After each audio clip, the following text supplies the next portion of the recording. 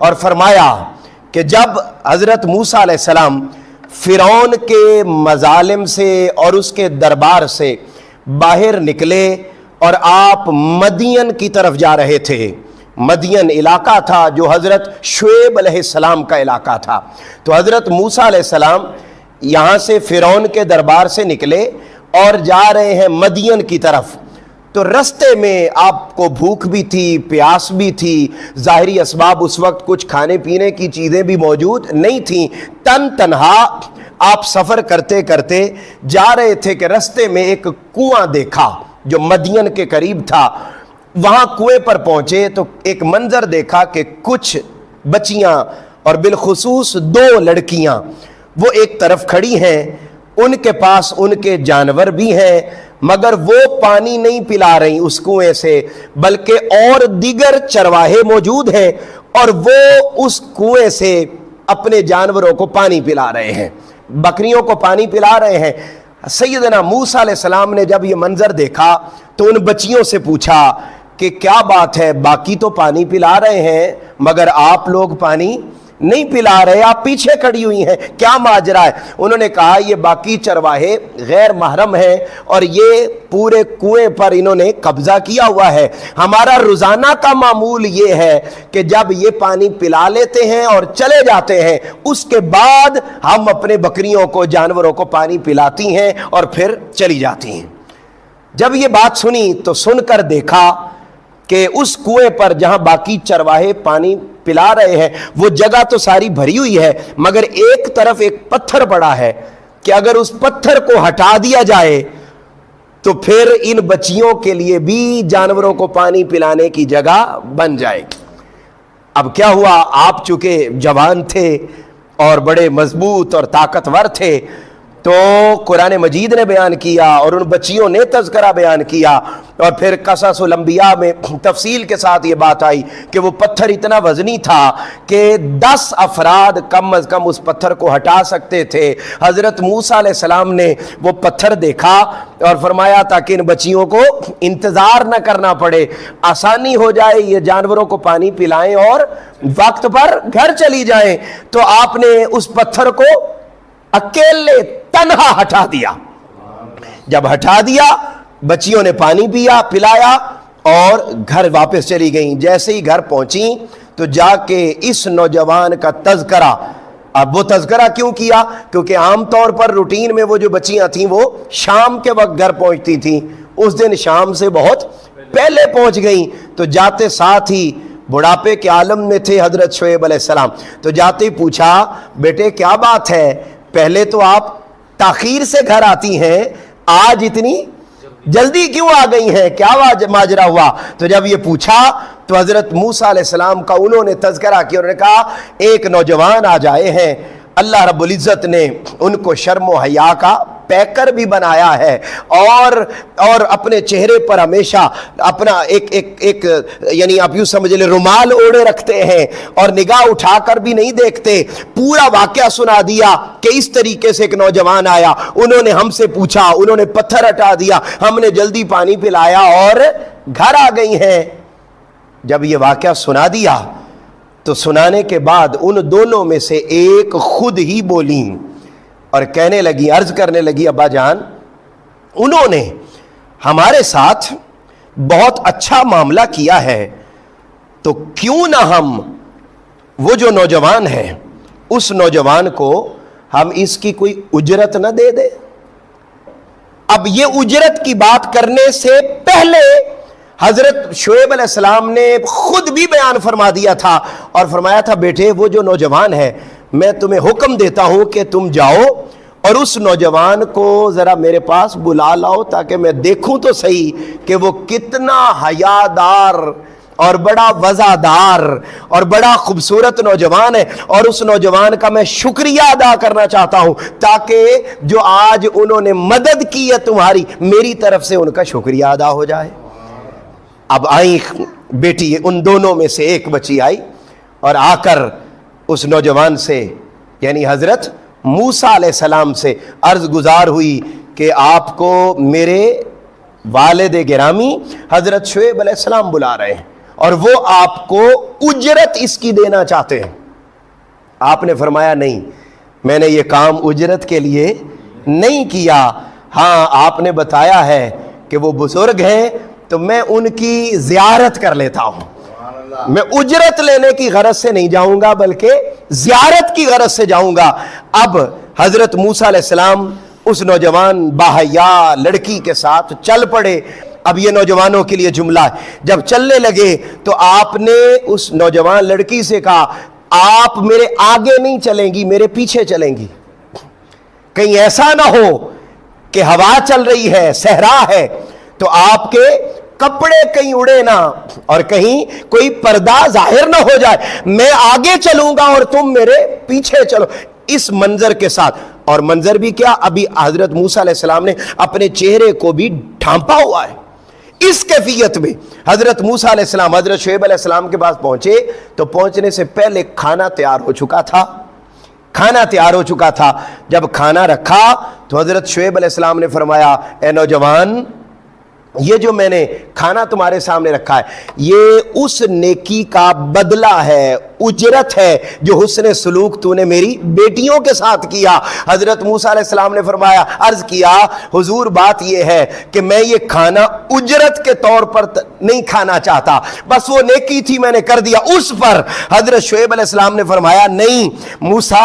ये उजरत नहीं है, ये मैंने तेरी मेहमान नवाजी के तौर पर तुम्हें खाना खिला रहा हूं।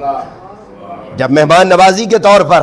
खाना पेश कर दिया, हजरत मूसा अलैहिस्सलाम ने वो खाना खाया और खाना खाने के साथ ही सारे अपने वाकयात भी सुनाए कि फिरौन के साथ मेरा क्या मामला हुआ है, किब्ती को मैंने किस तरह मारा है, किस तरीके से मैं हिजरत पर मजबूर किया गया हूं और कैसे मैं इस इलाके में पहुंचा हूं। उस वक्त आपने फरमाया मूसा, अब तुम्हें परेशान होने की जरूरत नहीं है, तुम उसकी सल्तनत के दायरे से बाहर निकल आए हो। अब ये मदियन शहर है और मदियन शहर फिरौन की सल्तनत में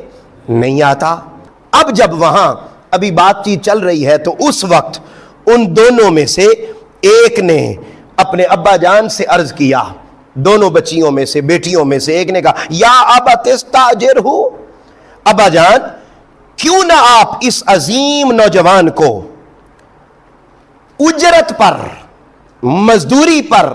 जो पहले पानी पिलाया उसकी मजदूरी तो इन्होंने कबूल नहीं की, लेकिन अब हमारे पास बकरियां हैं और हम लड़कियां हैं, हम ही इन्हें चराती हैं, हम ही इन्हें खिलाती हैं पिलाती हैं, तो क्यों ना इस नौजवान को जो सफर करके आया है, इन्हें भी रिहाइश की जरूरत है, इन्हें भी रिहाइश की जरूरत है, खाने पीने की जरूरत है, इन्हें भी, ये भी मुसाफिर हैं और इनका कोई अगला और जहान भी नहीं है, कोई मंजिल भी नहीं है कि इन्होंने कहां जाना है, तो ये भी सफर इन्होंने कहीं ना कहीं तो डेरा डालना ही है, तो क्यों ना हम ही इन्हें उजरत पर, मुआवजे पर, मजदूरी पर रख लें। अच्छा, जब ये उन्होंने अर्ज किया, साथ ही कहा, इन्ना खैरा मन इस्ताजरतल कवियुल अमीन, और कहा ये देखे ये ऐसा उजरत पर मजदूर हमें मिलेगा जो बड़ा कवि भी है और अमानतदार भी है। तो ऐसा मजबूत जिस्म वाला और ताकत वाला और अमानतदार ऐसा नौजवान तो मजदूर हमें रख लेना चाहिए, हमारी बकरियों में खयानत भी नहीं होगी और देखभाल भी होगी, अमानतदार भी बड़ा। उस वक्त हजरत शुएब अलैहिस्सलाम ने पूछा, ये जो तू तज़किरा कर रही है और कह रही है कि ये बड़ा मजबूत भी है और अमानतदार भी है, तो ये तुम्हें कैसे पता चला कि ये मजबूत है? फरमाया, अर्ज किया, अब्बा जान, वो जब हम वहां कुएं पर खड़ी थी तो जिस पत्थर को हटाने के लिए 10 बंदे चाहिए होते थे, इस मूसा नौजवान ने अकेले हटा दिया था, इसलिए मैं उसे कवि और मजबूत कह रही हूं। कहा फिर अमीन क्यों कहा? 2 लफ्ज आए ना, कवियुल अमीन, क्या ये वो नौजवान है जो ताकतवर भी है और अमानतदार भी है। तो कहा चलो मजबूती का तो पता चल गया, अमानतदार कैसे है? फरमाया, अमानतदार ऐसे है कि मैं अकेली इन्हें बुलाने गई थी, ये भी नौजवान थे, मगर एक लम्हे के लिए भी निगाह उठा के मेरी तरफ नहीं देखा, यानी इन्होंने अपनी अमानत में खयानत नहीं की। फरमाया, जिससे मैं समझ गई कि ये ताकतवर तो है ही है मगर साथ ये बड़ा अमानतदार भी है। हाजरीन मोहतरम, اب کیا ہوا، جب یہ بات ہو گئی تو حضرت شعیب علیہ السلام نے حضرت موسیٰ علیہ السلام سے ارشاد فرمایا، اے نوجوان، انی ارید ان انکحک احدی ابنتی ہاتین علی ان تأجرنی ثمانیہ حجج۔ اب قرآن کی آیت ہے، آپ نے فرمایا شعیب علیہ السلام نے، اے موسیٰ میں یہ چاہتا ہوں کہ تم میرے ساتھ یہیں رہو اور کم از کم 8 سال تک، اور اگر فرمایا 2 سال اور 10 سال پورے کر لو تو یہ بہت اعلیٰ بات ہے، آپ میرے پاس یہاں بکریاں چرائیں تو میں اپنی ان دونوں بیٹیوں میں سے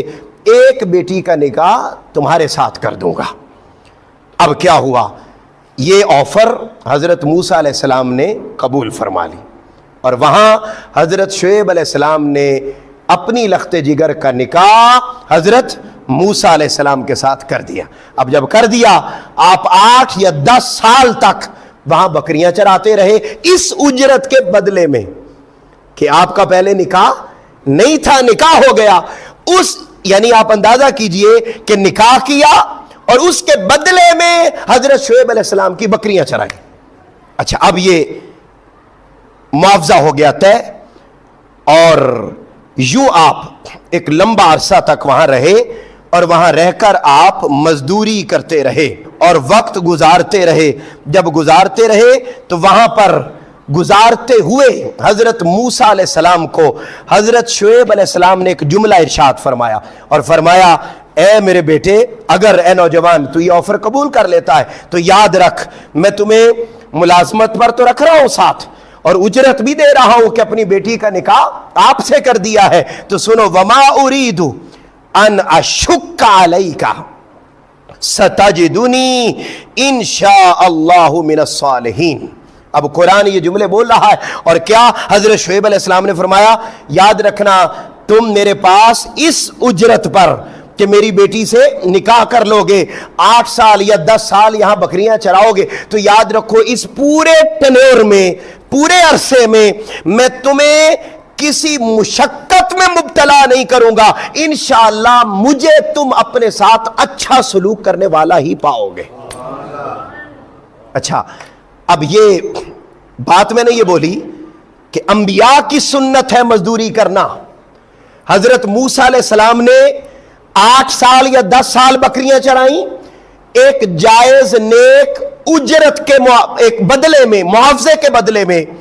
اچھا، ایک بات تو اس پوری واقعہ سے یہ سمجھ میں آ گئی کہ ہمیں محنت کرنے سے گریز، بولیے نا، نہیں کرنا چاہیے، محنت کر کے اپنے وسائل کو بڑھانا چاہیے، کیونکہ محنت کرنا، مزدوری کرنا یہ انبیاء کی سنت ہے۔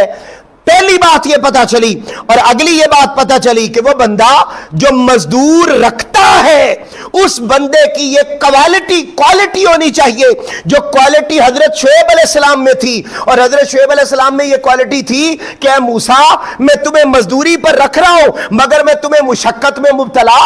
بولیے، نہیں کروں گا، اذیت میں مبتلا نہیں کروں گا، میں تم سے زیادہ کام نہیں لوں گا، تمہیں بوجھ میں، تکلیف میں، اذیت میں مبتلا نہیں کروں گا۔ تو اس آیت کے ترجمے سے ایک بات یہ پتا چلی کہ ہمیں محنت سے گریز نہیں کرنا چاہیے، مزدوری ہر صورت کر کے حلال روزی کمانی چاہیے، اور جو بندہ بھی مزدور رکھے